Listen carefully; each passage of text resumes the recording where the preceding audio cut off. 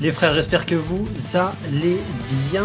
Donc on se retrouve sur une nouvelle vidéo. Voilà, on n'est pas sur Captain Tsubasa Dream Team, mais on est sur du Captain Tsubasa, hein, comme d'habitude sur la chaîne. Donc alors aujourd'hui une vidéo particulière parce que ça va être la première fois que je vais faire ça sur la chaîne. Je vais essayer de faire ça régulièrement en fait, à chaque fois que des chapitres sortent. Donc du coup on va essayer de faire pas un résumé, peut-être une review. Donc je vais passer rapidement sur les pages du chapitre. Je vais pas m'attarder trop dessus parce que le but c'est pas de vous décortiquer page par page, mais seulement voilà de faire un petit résumé, de parler un petit peu des chapitres qui sont sortis d'ailleurs. Et avant toute chose, je tiens à remercier chaudement mon frère Nicolito, sans qui cette vidéo elle aurait absolument pas pu être possible. Donc voilà, merci à toi mon Nico. Nico qui est dans la commu depuis plus de 20 piges, voilà, truc de ouf, hein. Je l'ai connu il y a super longtemps. Les vieux de la vieille l'ont aussi connu depuis super longtemps, il faisait déjà ce taf là de scantrad, etc. C'est un tueur à gage, c'est un vieux de la vieille, il est là depuis le début. Donc voilà, merci à toi Nico, et merci toujours de continuer le taf que tu fais, de prendre du coup sur ton taf, hein, parce que là il prend un jour de congé pour pouvoir mettre à disposition ces histoires. Donc voilà, merci à toi Nicolito pour tout ça, et merci pour tes petites infos si précieuses, si sucrées. Merci mon pote. Donc voilà, on lui fait des bisous et on va commencer cette vidéo. Excusez-moi, je vais peut-être un peu tousser, du coup je vais me muter. Alors du coup on commence ce résumé, donc rapidement, voilà, alors le match contre l'Allemagne s'est terminé, voilà, Rising Sun. N'hésitez pas à me dire si vous voulez un petit résumé sur les matchs qu'il y a eu précédemment dans Rising Sun. Je dis bien Rising Sun parce qu'on va pas tous faire, on va pas tous refaire. Mais voilà, si vous voulez un petit résumé pour des petits matchs, voilà, n'hésitez pas à me le dire. Si j'ai le temps, j'essaierai de les faire. Ce ne sera pas des grosses vidéos, ça va être vraiment des petits résumés succincts. Donc voilà, et évidemment ça va spoiler les gars. Si vous voulez éviter de vous spoiler, si vous voulez vous garder la surprise et aller lire les mangas, les scans, etc. Je dis les scans parce que oui, il y a une grosse partie du manga qui n'est pas disponible chez nous en France. Donc voilà, il n'y a que les scans pour nous. Donc n'hésitez pas à vous barrer de la vidéo pour aller lire ça plus tard de votre côté. Donc on commence. Comme vous le savez, ou pas d'ailleurs, le match contre l'Allemagne s'est terminé et s'est soldé par une victoire du Japon, voilà. Et donc, pas mal de blessés. Il y a eu pas mal de blessés, comme vous avez pu le voir. Soga et Iigawa sont out. Misugi, du coup, a pas mal souffert et va pouvoir jouer, mais pas pour cette demi-finale. Il va rester sur le banc.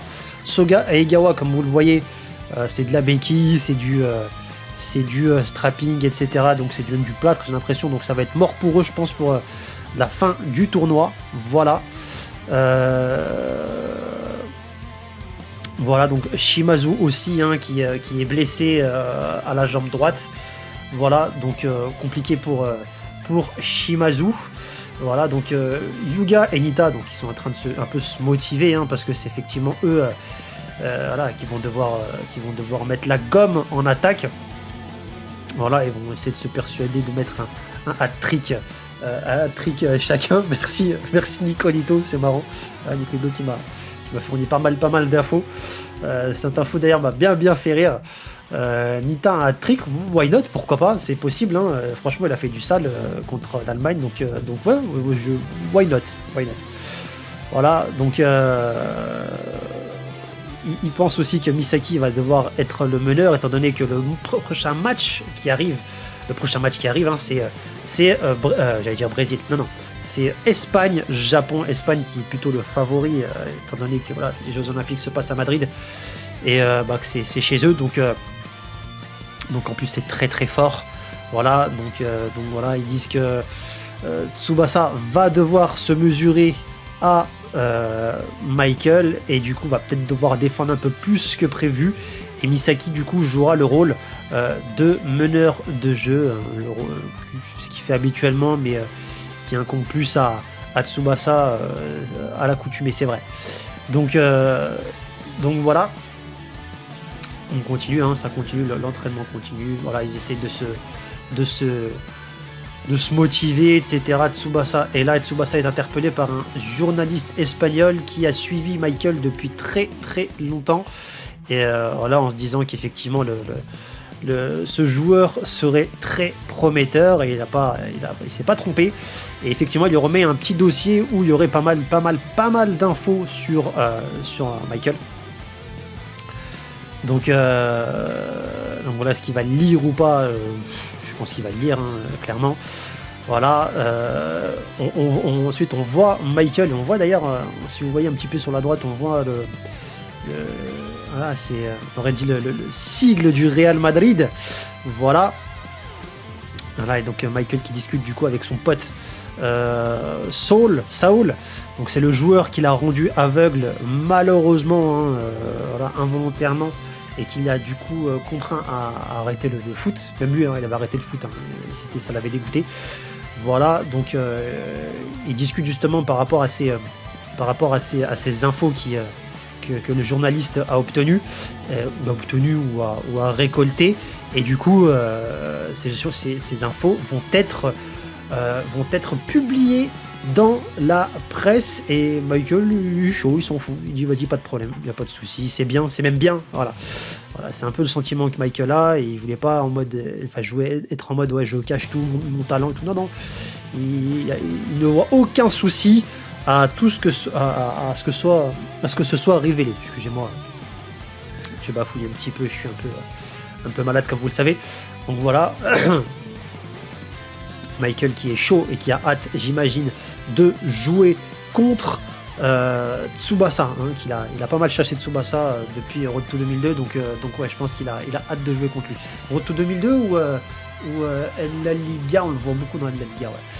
Donc voilà, et enfin on voit 2 nouveaux joueurs qui arrivent sur le camp d'entraînement japonais, vous voyez, hein, vous voyez leurs jambes, et bah du coup on va aller voir justement qui sont ces 2 joueurs.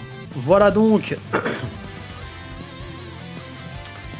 les joueurs qui arrivent en question, donc Genzo qui revient, voilà, et Akai, et oui, Akai qui est venu de nulle part, un peu comme les Tachibana d'ailleurs, lors du précédent chapitre. Voilà, donc Akai qui est là, Genzo qui est revenu, donc Genzo qui est toujours blessé, mais qui va pouvoir quand même jouer. Alors, certainement pas la demi-finale, du coup je pense qu'il va essayer de se préserver, peut-être pour la finale du coup. Voilà, Akai qui est là, qui semble être guéri du coup, mais qui n'a pas été sélectionné, et qui est quand même venu au vu de tous les blessés qu'il y a eu, il est venu de son propre chef, voilà. Et puis il voit qu'effectivement Jito est en train de s'entraîner, et du coup sera titulaire pour le match contre l'Espagne. Et voilà, Akai qui est dégoûté parce qu'effectivement Igawa a été remplacé, mais également Soga aura été remplacé par Izawa, pardon. Izawa qui avait joué défenseur pendant Golden 23, donc voilà, poste qu'il connaît au final, voilà, donc c'est plutôt cool. Voilà, Akai du coup qui s'est changé, qui est chaud, hein, voilà, hein, Akai qui est guéri, qui est chaud, il veut jouer, donc voilà, il a enfilé son maillot de la Sampdoria et il est rentré sur le terrain, il veut chauffer, et qui sait, peut-être que plus tard il rentrera sur le terrain, même s'il n'a pas été sélectionné, hein, on verra comment ça peut se passer. Voilà, Genzo qui est toujours là, qui encourage ses refs. Voilà, j'ai mes petites notes à côté, hein, mes petites notes nicolitiennes. Merci mon frère. Donc voilà, mais encore une fois, voilà, le but c'est pas de tout vous expliquer exactement. Voilà, donc Tsubasa a récupéré du coup le dossier contenant les infos sur Michael. On va dire que c'est équitable. Voilà, c'est équitable dans le sens où Michael a vu plein de matchs de Tsubasa. Tsubasa connaît pas Michael, si ce n'est le match contre le Mexique qu'il a vu. Voilà, donc on va dire que c'est pour un peu rééquilibrer la balance. Voilà, donc c'est pas mal. Voilà, donc là on voit que Tsubasa aussi jouait tout seul. Bref, il espère que Michael aussi s'est trouvé de nombreux amis pour pouvoir jouer au foot. Voilà. Donc Tsubasa qui veut s'entraîner et qui demande au Tachibana de faire des petits entraînements en 2 versus 1. Voilà. Donc voilà, avec idée en assist, hein, idée qui sens d'analyse vraiment poussé, c'est vraiment bien. Voilà. Donc ensuite, ah ouais les gars, ensuite on passe au fameux match France-Brésil. Voilà, France-Brésil. Et là du coup dans la team du Brésil, on voit que Roberto Carlos est en défense, du coup en latéral. On voit du coup Radunga, Pepe, Salina Socage, comme d'habitude, Casagrande, Alberto, Senaldo, Léo, voilà, Rivaol, Santana et Naturezza. Voilà, équipe de choc de malade mental. Assez ouf. De l'autre côté, on voit Pierre, on voit Napoléon, on voit Barthez, les gars. Eh ouais, Barthez, pas d'amoureux, hein, c'est Barthez. Et là, Zidane, il est incroyable. Franchement, je le trouve vraiment stylé, Zidane là-dessus. Et derrière, ma petite note me dit que le joueur s'appelle Adiou, mais voilà, ce serait Thierry Henry en fait. Voilà, ce serait Thierry Henry. Donc c'est bien, c'est bien. Franchement, c'est vraiment stylé pour le coup là avec Zizou. Donc Zidane, on nous fait la précision qu'effectivement c'est un joueur de la Juve, mais qui va être transféré au Real Madrid. Naturellement, voilà. Donc c'est Zizou. Voilà, donc engagement. Voilà, Pierre et Rivaol au centre. Et on va passer du coup sur le résumé du match, à savoir, pardon. Je vais y arriver les gars, je vais y arriver. Le chapitre 126. Voilà. Toc. Et là, du coup, on est sur le chapitre 126. Voilà. Hop, on va revenir en arrière et on va observer et on va apprécier cet artwork de Pierre absolument sublime. Je kiffe vraiment le Pierre là-dessus. Il est vraiment stylé. Je sens qu'il a pris un peu de galon le petit Pierre. Donc vraiment bon. Voilà. Donc voilà. Là, on retourne sur le camp d'entraînement du Japon. Voilà, d'un côté. L'autre côté, je crois que c'est l'Espagne. Voilà. Et au milieu, bah, il y a la demi-finale, la première demi-finale qui se joue. Voilà. Donc dégagement de Barthez sur Pierre. Pierre qui fait une petite 1-2 avec Zidane qui met une petite roulette et qui met dans le vent Radunga, les gars. Il met dans le vent Radunga avec la petite roulette. Ah, c'est Zidane, mon gars. C'est Zidane. Voilà. Voilà, petite passe de Pierre à Henry. Je vais dire Henry. Adieu. Vas-y, on va dire adieu, mais j'ai envie de l'appeler Henry. Je suis désolé, j'ai envie de l'appeler Henry. Voilà, Henry qui met une petite déviation pour Napoléon. Napoléon qui va mettre une frappe. Salinas qui sort. Voilà, qui dévie la balle. Et Pierre revient pour reprendre le ballon. Et cette fois-ci, retourner acrobatique qui rentre dans les cages. Voilà, 1-0 pour la France. Voilà, 1-0 pour la France, les gars. Donc ça commençait mal pour le Brésil, ça commençait très mal pour le Brésil. Voilà. Donc Pierre qui est là, qui est chaud bouillant, qui veut remporter la médaille d'or, hein, tout simplement. Naturezza et Santana qui vont pas se laisser faire, effectivement. Donc engagement sur les deux. Voilà. Ils partent directement, talonnade sur Rivaol. Rivaol leur dit bon les gars. Ok, d'accord, mais bon, j'ai pris la World Youth à moi tout seul, j'ai pris la World Cup, j'ai pris le Ballon d'Or, vous allez vous calmer les gars, vous allez vous calmer, j'ai pris je sais pas combien de Ligue des Champions, j'exagère, qu'est-ce qu'il est stylé, donc voilà, Rivaol vient se frotter du coup à Pierre et Zidane, voilà, donc double tacle Zidane-Pierre, oh là là là, double tacle Zidane-Pierre les gars. Voilà, qui viennent bloquer du coup ici Rivaol. Rivaol qui ne se laisse pas abattre, récupère le ballon, petite cabriole et garde le ballon entre les pieds et renvoie du coup à Santana et Natureza. Et effectivement, quand vous les voyez comme ça, bon, je vous ai spoilé, mais quand vous les voyez comme ça, les gars, vous imaginez bien que, bah voilà, regardez. Let's go, Hidaro, ikuzo, kore ga ore tachi no gattai waza, full metal, phantom da. Et effectivement, bah voilà. Voilà. Donc là, Barthez miskin, full metal, fantôme, voilà, c'est censuré les gars, hein, c'est censuré. Et du coup, on va arriver sur la fin du match. Le Japon est un peu sonné, pareil pour l'Espagne qui se retrouve sonné, étant donné que voilà, c'était quand même deux grosses équipes qui s'affrontaient, voilà, deux vraiment grosses équipes. Et bah voilà, le Brésil tabasse la France 6-2. C'est violent, franchement c'est violent. C'est violent, voilà, la France qui s'est fait exploser, voilà. Donc bah écoutez, mon avis sur ces chapitres. Donc on a un peu de vie, on va dire, du côté du Japon, avec un peu de news au niveau des blessés, les plans pour les remplacer et tout ça, je trouvais que c'était plutôt cool, voilà, avec quelques news par-ci par-là. Pareil du côté de chez Michael, on a vu un petit peu de vie au côté de chez Michael, on est parti le voir du coup avec Saul, je sais pas comment vous voulez le prononcer, voilà, on voit que Saul ne lui en veut point du tout, voilà, malgré le fait qu'il lui ait ôté la vue, involontairement évidemment, hein, mais voilà, c'est devenu son pote, il est toujours avec lui, il le suit toujours, sachant qu'en plus le petit Saul est sélectionné dans l'équipe d'Espagne paralympique, donc c'est plutôt cool. Voilà. Et enfin le match France-Brésil.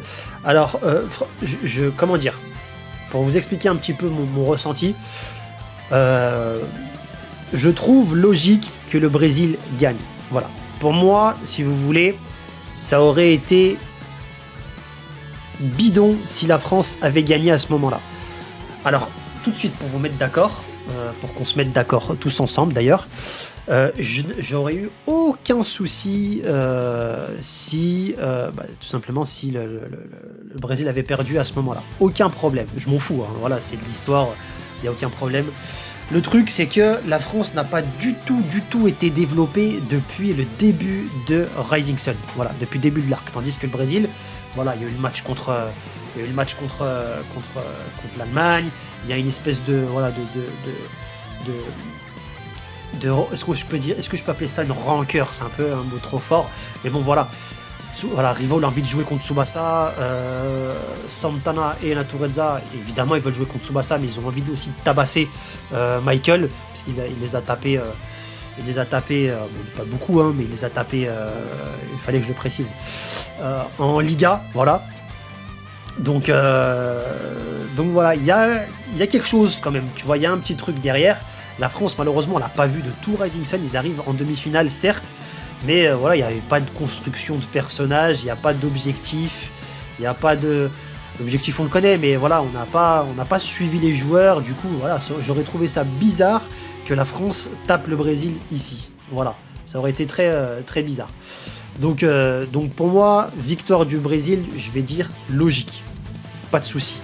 6-2, je trouve ça sévère. 6-2, je trouve ça sévère. Il y a quand même Zidane de l'autre côté. Il y avait du Barthez.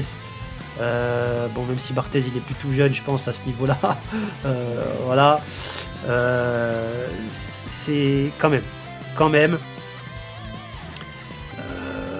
Je trouve ça un petit peu sévère. Dites-moi ce que vous en pensez dans les commentaires. Mais voilà. Bon, bref, encore une fois, je suis un peu déçu qu'on n'en voie pas plus, hein. Il y a juste un chapitre, voilà, et 2-3 pages, hein, vite fait, sur ce match.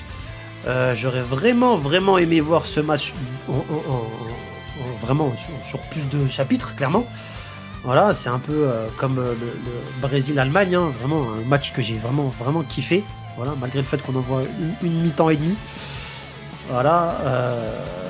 J'aime aussi les matchs du Japon, hein, il n'y a pas aucun souci, mais c'est vrai que voir des matchs autres que le Japon et voir d'autres persos interagir entre eux, enfin, c'est stylé, voilà, une petite interaction, Rivaol, Zedan, ça aurait été incroyable. Voilà, enfin bref, c'est pas grave. Néanmoins, on continue, enfin, Takahashi continue à construire l'après JO, voilà. Donc il dit bien que Zedan va aller du coup au Real, voilà. Genzo va aller au Bayern. Voilà, on est en train de préparer la Ligue des Champions qui aura du coup, j'imagine derrière, Ligue des Champions qui n'a jamais été traitée dans le manga, donc j'espère que ce sera le cas à un moment donné. Moi, ça me ferait kiffer de revoir Tsubasa contre Genzo, etc. Donc ouais, pourquoi pas. Voilà. Maintenant, reste à savoir quand. Parce que voilà, le manga est un bimensuel maintenant. On a quand même 3 chapitres tous les 2 mois, c'est pas rien, mais tous les 2 mois quand même, ça avance pas des masses. Voilà. Bref. Voilà donc, voilà, c'est un rapide résumé, les gars. Comme je vous l'ai dit, je suis pas là pour faire tout en détail. N'hésitez pas à lire quand les traductions arriveront. N'hésitez pas aussi à vous procurer le Captain Tsubasa Magazine. C'est là où sont publiés les chapitres. Et après, il y aura effectivement, il y a toujours des tomes reliés pour vos collections si vous voulez les prendre. Voilà. Sur ce, on va se quitter là-dessus.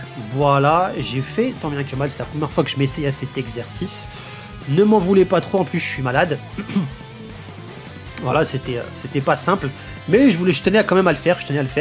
Donc n'hésitez pas à me dire si vous voulez que je recommence. Moi j'ai kiffé. Voilà, donc si vous voulez que je recommence, n'hésitez pas à me le dire dans les commentaires. En ce qui concerne l'espèce de filtre bleu qu'il y a sur la page, c'est fait exprès, les gars. Voilà, c'est pas pour éviter de se prendre un strike. C'est pour ça aussi que j'ai rajouté en gros le copyright à la Shueisha et à Takahashi Sensei. Voilà, je sais pas s'il y a un autre organisme qu'il faut que je rajoute, il me semble pas, mais voilà. Voilà. J'attends beaucoup de vos avis du coup, les gars, dans les commentaires. Sur ce, portez-vous bien, des bisous, ciao ciao.